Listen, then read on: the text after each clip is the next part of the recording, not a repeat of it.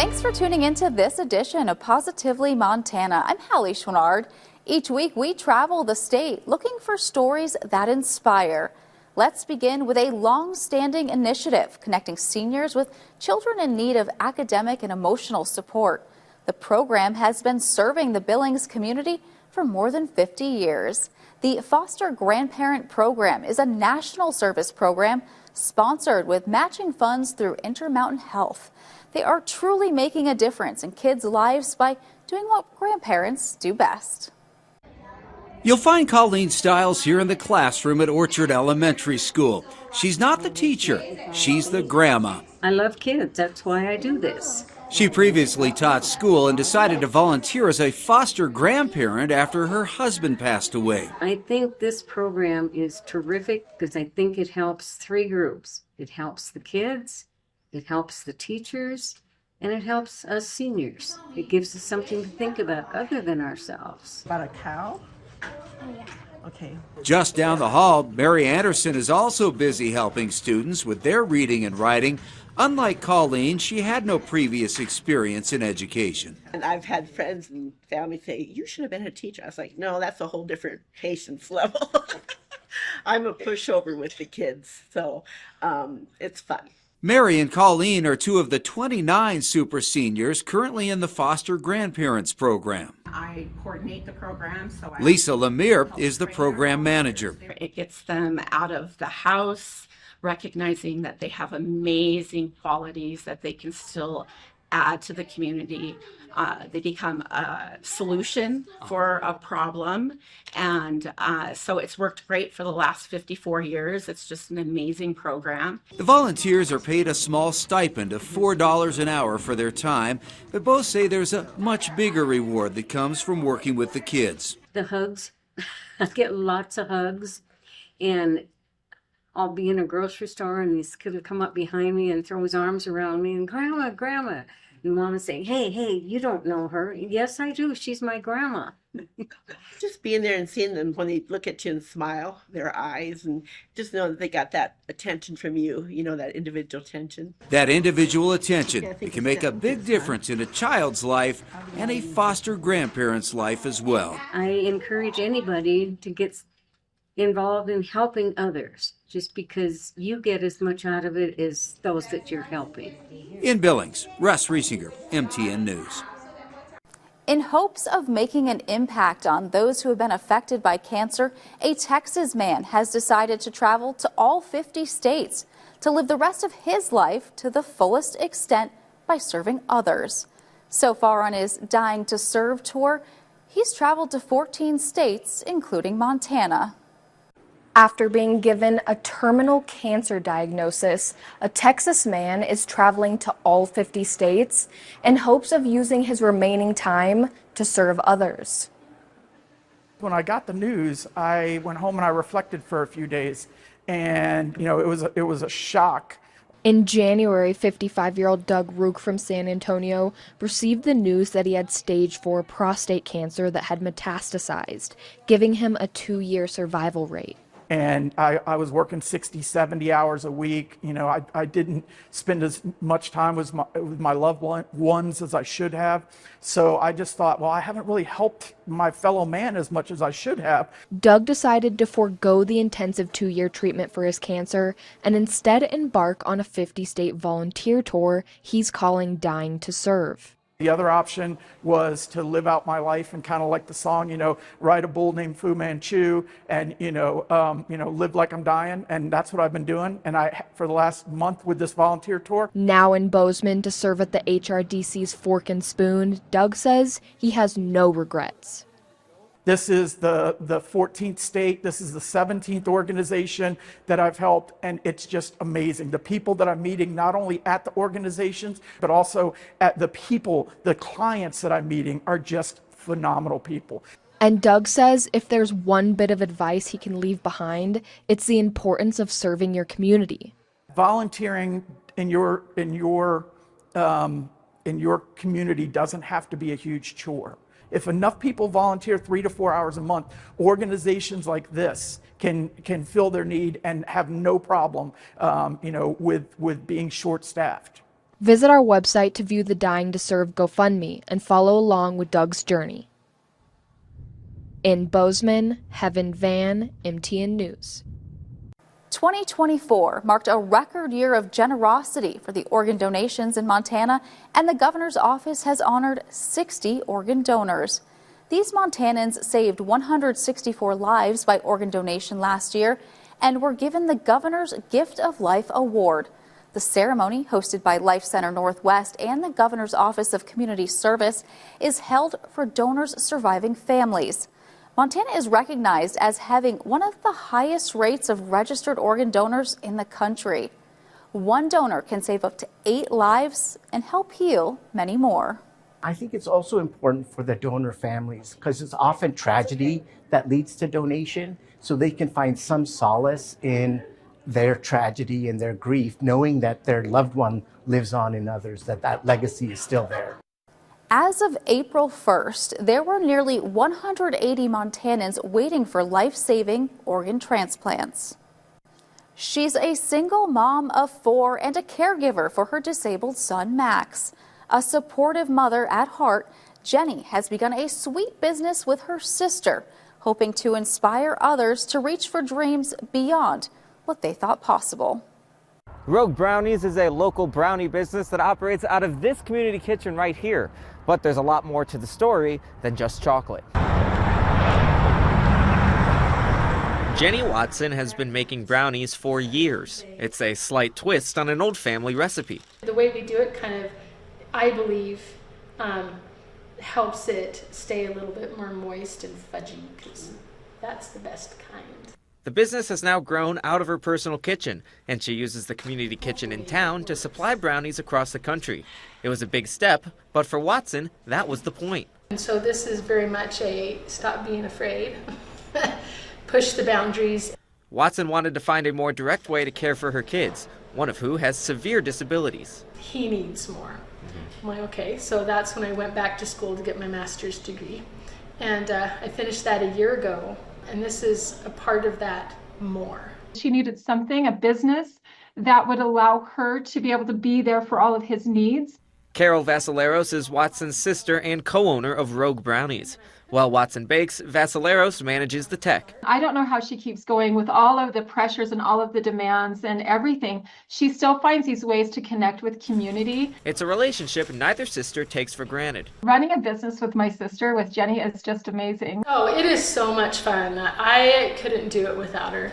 The sisters' fortitude is what inspired the Rogue Brownies name. We want to get a community of people that are willing to start questioning their own narrative and have a different experience with brownies. And it allows Watson to continue to offer more of herself to others. It pretty much mainly provides me a better way to give more to him instead of just the bare necessities, so to speak. The brownies are nothing short of artwork. This is our Mother's Day brownie called the Bougie Berry. With 24-karat gold on them, because, as Watson explains, I wanted to provide something fun and something where people can feel special. Something that people can afford, an extravagant thing. Jenny Watson hopes that her brownies not only taste good, but inspire those people who are thinking about doing more to take that next step. In Great Falls, I'm Tommy Lynch, MTN News. A piece of Montana's frontier history is getting a new lease on life. In Bridger, the Historical Society is restoring an old stagecoach station, once a key stop for travelers across the rugged West. An effort is now underway to preserve these landmarks for future generations. It's nearly impossible to travel far across 500-acre Bridger, meaning you don't have to look too long to explore it deeply. Even when I was little, there were some old log cabins that were built along here. Alongside running a studio out of a very old building, former art history professor Dana Zier exists not just in, but for what is past. I started with my great-great-grandpa, who's here. I guess I think about who lived there and what they did and how they existed. And it seems she's not alone. This is a beautification committee. They did part of it. This tiny town of around 850 people has a group of 30 to 40, all interested in history. Memory is history. The Bridger Historical Society has been coming together to restore places like this old stagecoach station, which not too long ago sat across the street. We put it on the poles and rolled it a little bit at a time. Hopscotch the poles to the front till it was over here. I think it's pretty cool. Alongside its new address, the pavement is getting a facelift thanks to not only grants and hundreds of volunteer hours, but donations from the community. I think they look really pretty and they came out really good. It just so happens that I'm standing right in front of my husband's family tree right here. Just as we might ponder what it was like in the 1850s. People were really poor. They didn't have insulation. They would layer the walls with newspaper and glue it and sometimes paint over it. Those whose family history is now literally the foundation they stand on say they know. Others will wonder about us, too. I think they'll think that we were probably pretty spoiled. I think we're pretty spoiled, and I'm grateful every day. Marcus Gukova, MTN News.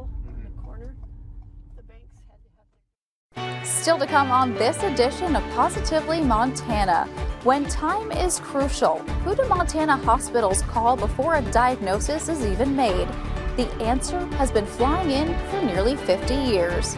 Coming up, we take you inside the Alert program. Stay with us. More stories from the heart of the Treasure State are on the way when Positively Montana continues after this.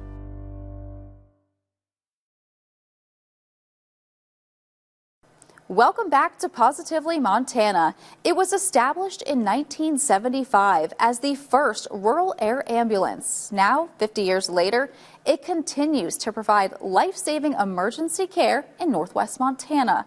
The Alert team launches to location without delay to help stabilize and transport in the most time-sensitive situations. It's a lot of pride, a lot of pride. This team it's second to none. Darren Larson has flown helicopters for Alert for the last 11 years. He's piloted hundreds of rescue missions across western Montana. One minute we might be hopping over to Libby to do a transfer patient back here. The next minute you might get a call to Glacier National Park. You might get back from that and then you'll down to Missoula or something in that fashion. Since its inception in 1975, Alert's medical flight program has flown more than 20,000 emergency calls. I mean, that is the purpose of Alert, and it has been for these 50 years, is to go wherever they're called to. Alert Director Rich Mickelson says the program has helped save thousands of lives over the last 5 decades.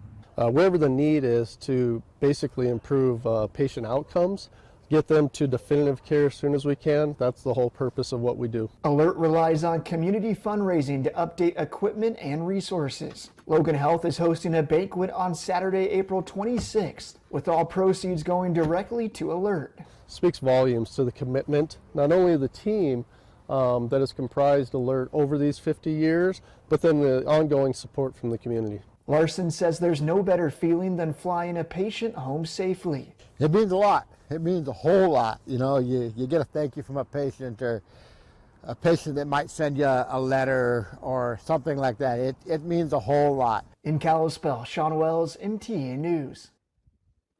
When we hear the word parasite, we think of something usually kind of disgusting, but a Billings woman is hoping to bring beauty to the ugly through art, using it to educate about the world around us. Out of your pores like the human fly, out of a nose like with Lindsay Munson likes to see the beauty in the ugly. Anywhere. And the bloodsucker ones are always the fun ones. Her current obsession? Parasites. Parasites inhabit 1/3 or more of our planet. It's a lifestyle. Anything from leeches and hookworms to birds, pets, and even people. Human beings, we're parasites. Making hosts take care of us is another form of parasitism. Her perhaps gross obsession stems from her love of the outdoors. My comfortability with parasites is due to Maine and being in mud up to my neck and being like, oh, look how many leeches I can get on me. And now seen through art, sharing it during Sustaina Billings Earth Week, putting together a live viewing and discussion on Saturday at this House of Books. So this is a lamprey. They're a jawless fish. They suction their way into their victim, their host, which is a fish. She's at 30 drawings now, collecting even weirder things to draw next, growing her 6-month-long project to over 100 art pieces. Not all these things she can get in Montana, but she's determined. There's a mantis parasite. The horseworm goes in the mantis. It's crazy. And it comes out when you put it in water. I'd like to get one suspended in a jar at some point. As gross as it sounds, her project is more than just art. It's about awareness. It's a lifestyle, and so I notice like a lot of people have a confusion about parasites. They think that it's just bugs. And if you think that bugs are just parasites, you're probably being parasiticized on already.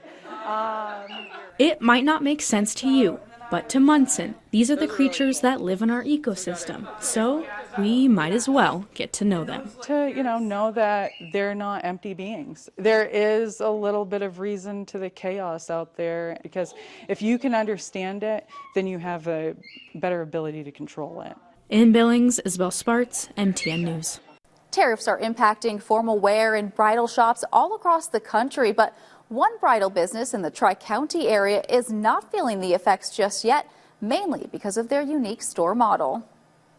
With the rise in secondhand shopping, more and more people are wanting to buy out of season rather than brand new. And one Townsend mobile boutique is giving you the opportunity to reduce waste on your wedding day.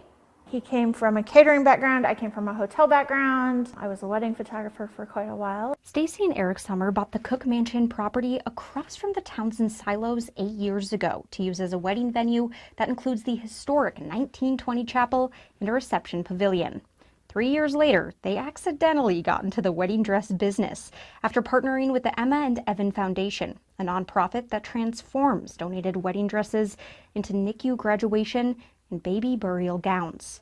The foundation asked if the Summers would take over their retail store. We take 1,200 dresses with us to every sale. We figure we sell a little here, a little there. We're at 399 dresses for the year right now, which is more than most bridal shops will sell in years. The Summers business is called Dress Express and it is a mobile boutique that travels across Montana, Idaho, and Wyoming. The couple keeps hundreds, if not thousands, of dresses out of landfills by purchasing used or antique dresses, taking donations, or offering last season's styles and displays. They order dresses in for the season. Once the season's over, they need to get rid of those dresses, and we buy them at a discounted rate, and then we make sure they're repaired and cleaned and ready to sell. Prices range from $50 to $600, a fraction of retail, saving soon-to-be newlyweds money and reducing waste. You can find more information about Dress Express and the chapel by visiting this story on our website. In Townsend, I'm Allie Kaiser, MTN News. Still to come on this edition of Positively Montana, rodeo is a way of life here in Montana, deeply rooted in tradition that reflects our state's ranching heritage, cowboy culture, and community pride. More from a father-daughter rodeo duo when we come back.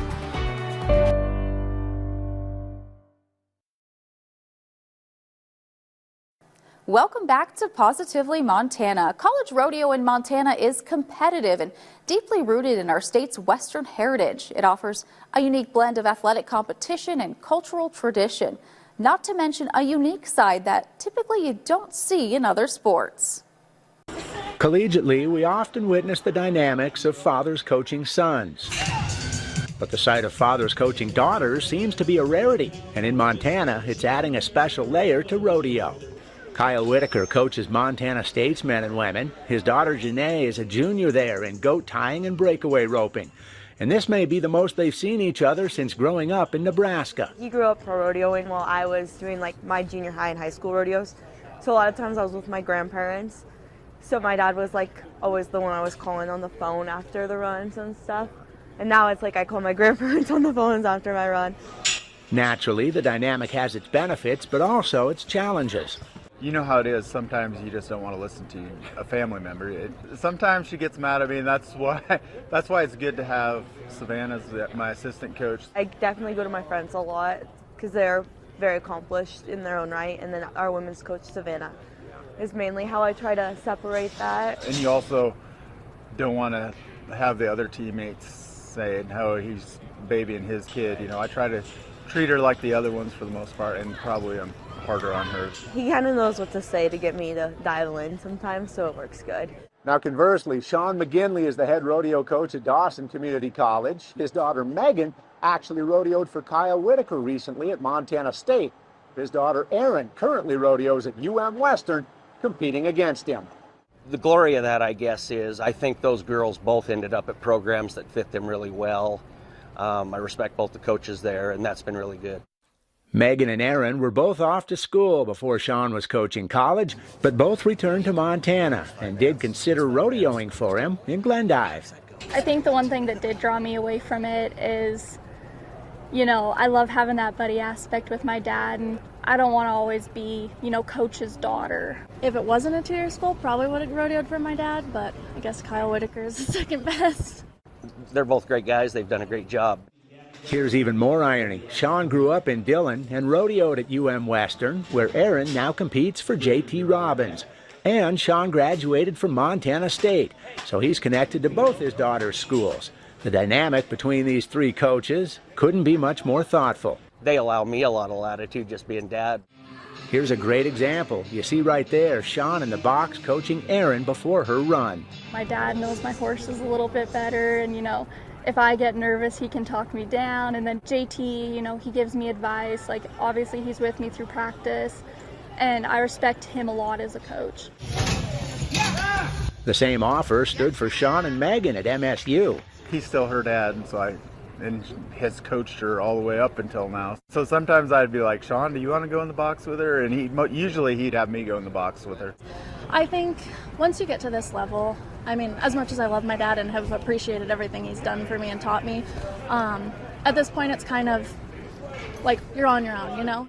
And for Erin, the fire to beat Dad still burns as time fades on her senior season at Western. I always say dogs on top, and, you know, we just have that little fun back and forth, but it's awesome. This is the best ever to get to rodeo for Montana State. I love it so much. Scott Breen, MTN Sports.